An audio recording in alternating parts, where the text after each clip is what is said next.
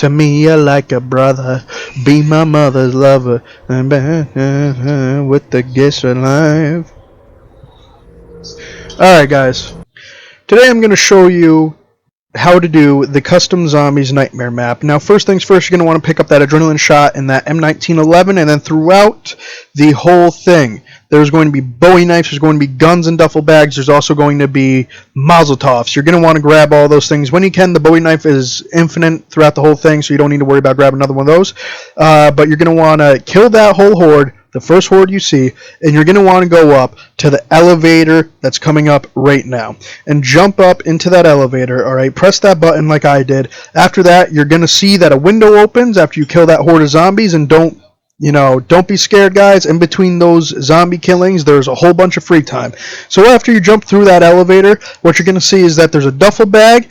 Once you go straight away and to the right in that room, there's going to be a duffel bag, and then there's also going to be a combination lock of letters. Now, the first 3 letters are going to be in the same place every time, but they do change, and you do need to be in nightmare mode to get them. So go to each one of those spots. I had these letters at this time. You're going to want to go to each single one of those spots, and then you're going to want to kill all those zombies out and then open the lock. Don't worry about opening the lock till you kill all of those zombies. That is a very crucial thing.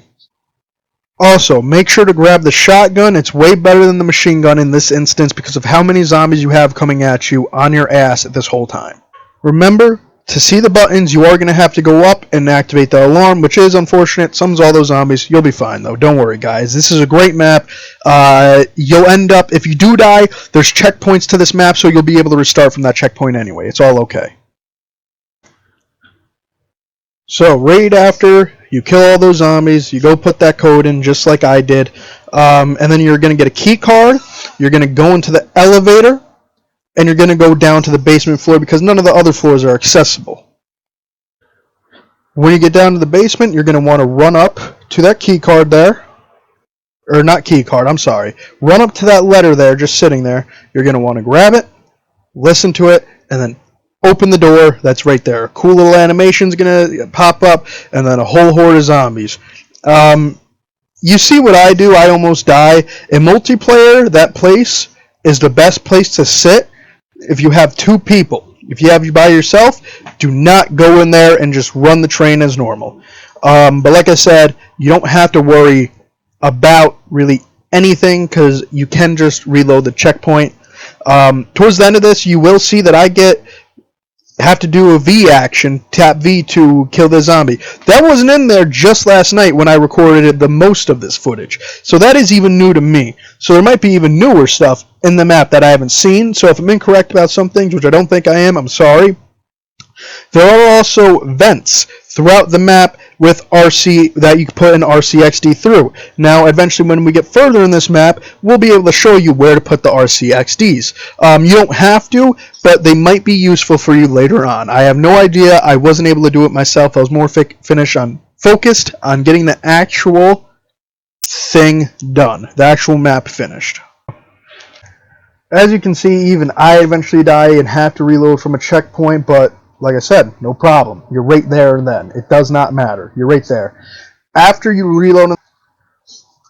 Now, coming up right here is that V action I was talking about before. You're going to have to press V rapidly on the zombie to kill him. I unfortunately still died after this, but after you kill that zombie, you reach a checkpoint anyway. Like I said, you're totally safe in this game. It's a great game. It's a great map. Great map. You're going to want to then go to the drawers, pick out that special fuse, and then remember how I was telling you earlier about those vents. There's an event for an example. You can put the RCXD in there, there's something in there, don't know what it is, but you can go and grab it out. After that, you're going to want to go into this alligator room. You're going to want to use your nightmare mode, alright, so the alligator doesn't eat you. If the alligator sees you, it will eat you. But if you're in your nightmare mode, you're invulnerable to everything, nothing can see you, you're all good. What you're going to want to do is hop on these pieces of wood, give your nightmare mode a rest for a second until it comes back. Hop off, and when the alligator's not in that room, make sure he leaves that room, goes out the other door, and then go and look at that piece of paper real quick. For us, it was the number 20. The number's right there in the locker, right there in your face. It's kind of hard to miss unless, you're a little stupid. But after that, there's going to be...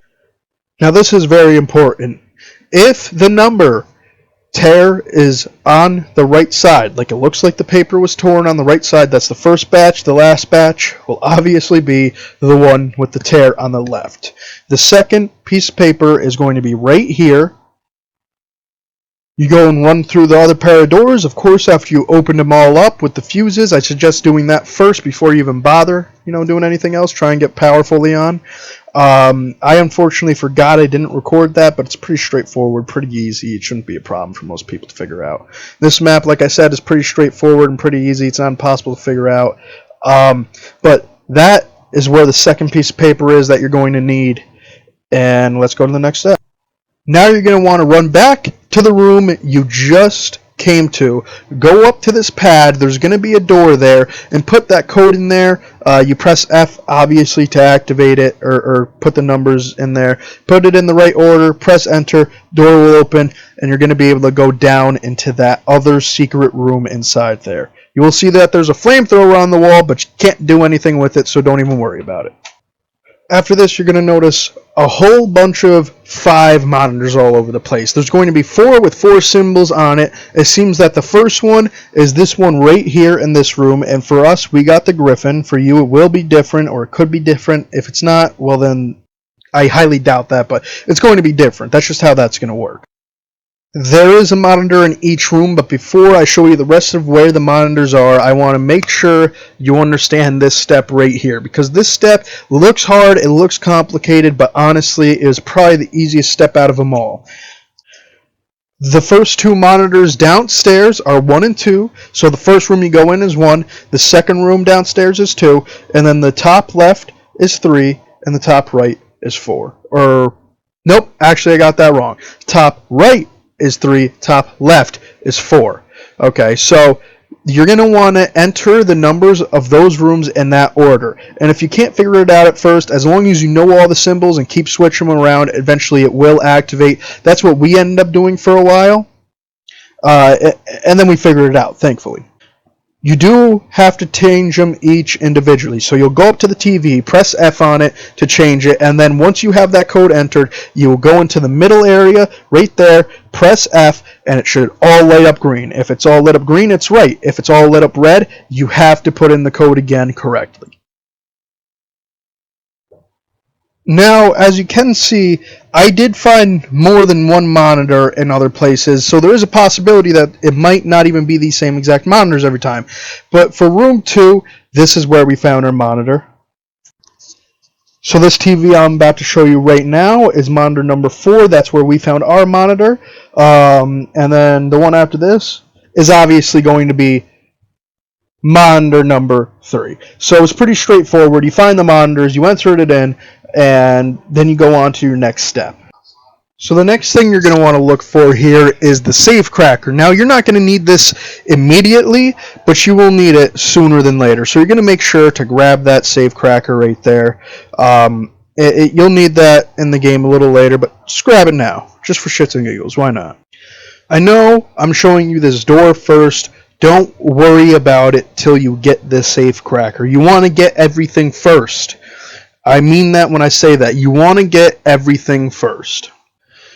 If you activate this door before you're ready, you will die. Guaranteed, you will die. I know that for a fact. I had it happen to me a few times.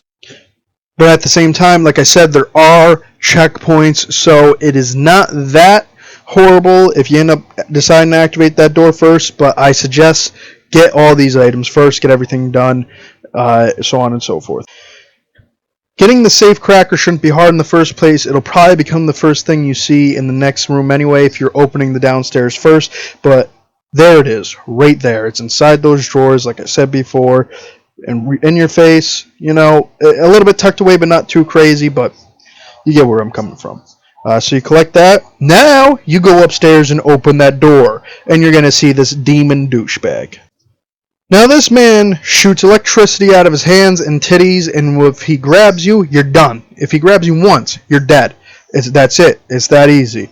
So avoid him. You can't run. You can't shoot. He can hear you, and he will find you if you run or shoot. You have to walk everywhere. You don't have to crouch or anything, but you have to walk so he doesn't hear you or see you. He will also lay around electricity landmines. I'll show those very prevalently right here. They're everywhere. But what you're going to want to do is run away from that room. Well, not run away. Walk away from that room. Go back upstairs. Grab the remote for the RCXD and grab the RCXD. And after that, you have two options. Either you can go through the vents with the RCXD that you were seeing earlier, or you can just go right to blowing up the boss. Both are fine. Just know I don't have anything about those vents in this video. I don't know anything about those vents, but feel free to explore. You're playing it as well. You might as well. Fuck it, why not? But when you're using the RCXD, I suggest going into a room that's empty. Like, you'll see where I went here in a second. Empty, nothing in there. Alright, but a bet. He's not going to go in there and look for you if you're just sitting still. There is another crucial thing about the RCXD. You can destroy it if you don't blow it up properly, if you just hit him in the back. You need to take the RCXD and hit him right in the face with it. You really do. You need to go right up to him, right up in front of him, and just press G or middle on the mouse and blow him up if you decide to go right for the killing him route. Otherwise, it's going to get damaged and need repair. Same as those landmines, those will damage the RCXD as well, and you'll need to go out and repair it. So after you kill that dirty electric bastard, you're going to want to go ahead and find a head for the body inside the laboratory. Now, I'm not even going to bother showing you the body until after you get the head. All you need to do is go down to Ted or the front desk guy, whatever you want to call him, the old bus driver from transit. You're going to want to rip his head off, bring it upstairs, and put it on the body. After you have the body on, what you're going to do next is you're going to go up to two containers. And my buddy ended up being the one who went up to it. What happens is Ted takes his body, goes inside one container, you go inside the other container, and then you transform into Ted, making it possible so you could open that top middle door, because before you couldn't. If you tried, I'm sorry to disappoint you, and I'm sorry I didn't give you a warning, but it is what it is. Now your next step here is going to be finding the Chronorium. And I mean, it's pretty easy. I'll show you. I've showed you everything else, so I'll show you this too. But first things first, shoot down this painting so you can get into the safe right there. Remember that safe breaker I told you about earlier, or whatever it's called? Yeah, this is when you're going to need it. Technically, no, you didn't need to grab it earlier, but this just makes it so much easier for this crucial step. After you crack that beautiful safe open with that beautiful animation, you'll be able to get the chapel key. And after you get the chapel key, you'll be able to go into the chapel, which is the only door in this whole place that shouldn't be open. If you can't find this place, I'm a little disappointed in you, and I'm surprised you made it to this point. But go open those chapel doors. You're going to go into the chapel, go up to the table, and go and press on the Chronorium. It's going to put you in round 666. You're going to have to kill all the zombies. Samantha's going to play music in the background. This is probably one of the hardest parts of this. But if you're good at games, you'll be able to make it through it. No problem. And then we're on to our next step, and which is, I'm pretty sure, the final step. Before that last step, though, they're obviously going to throw some big old fat boys in there for you to kill. So make sure to kill those, because if you don't, it's just going to be a hassle for you in the game in general. Obviously, now you're going to take the Chronorium, put it inside the bookshelf, and this door is going to open, bringing you to the last and final fight. Congratulations, if you've made it this far, then you're about to beat the map. I'm probably going to leave part of the last fight in there, probably the last 30 seconds, and then the ending, because the only way to fight him is to shoot him. If you're not shooting him, you don't know how to shoot, then you probably didn't even make it this far in the first place. But if you did, congratulations, and enjoy the rest of the gameplay I'm going to have for you here. I almost forgot one thing. Yeah, you're going to need to go through all of this sewer right here. The easiest way to do it is press Q. Alright, go all the way through to Nightmare, and at the very end, just open theater doors. That's it. The zombies will not stop spawning, by the way, in the sewer. So, like I said, you're just better off going straight to the theater doors and entering that cutscene. Now, here you go, guys. Enjoy the rest of the video. Thanks for watching. Actually, I decided there is one more thing I would like to put in here. Whoever created this map, thank you for creating a map that Treyarch has not been able to create since the Rise and Dragon of Black Ops 3. Okay. Thank you for creating this map. You did a wonderful job, and if you ever see this video, again, thank you, and continue with the amazing zombie map work.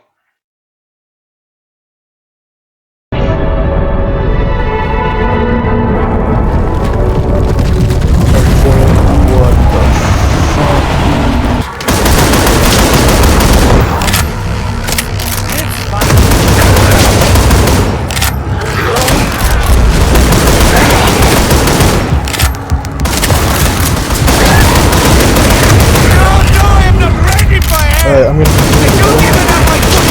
come good.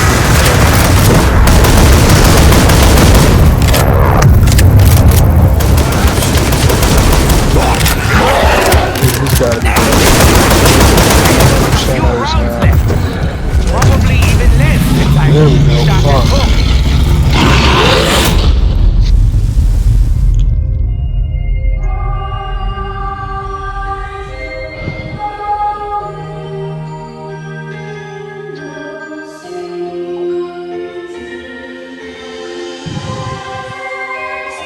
I think Jason blanked out with this map. What the fuck's going on?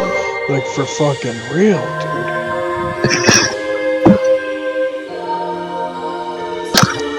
Alright, I gotta let this fucking dog out of the room. She keeps... Help! Fucking Sam's? The monsters What are real! the fuck? The monsters are real!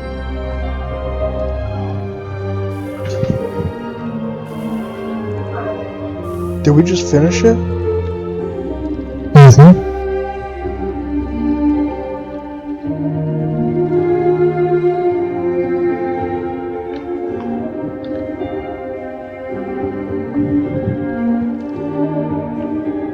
This map is so fucking cool. Oh my god, that was the coolest map ever. I mean, I guess it makes sense that the Nightmare would be the final person. Here, give me a second here, Shay. You need to go take a shit.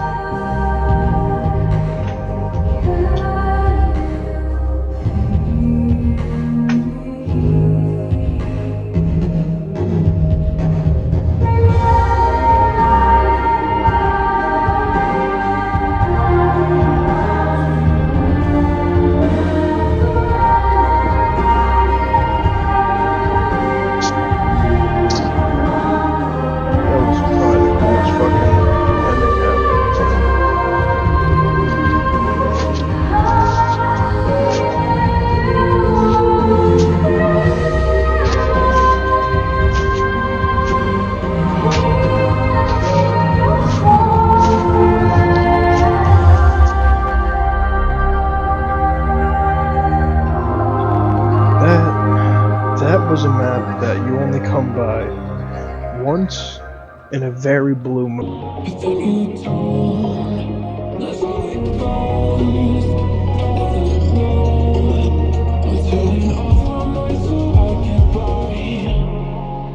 I just wanna be home.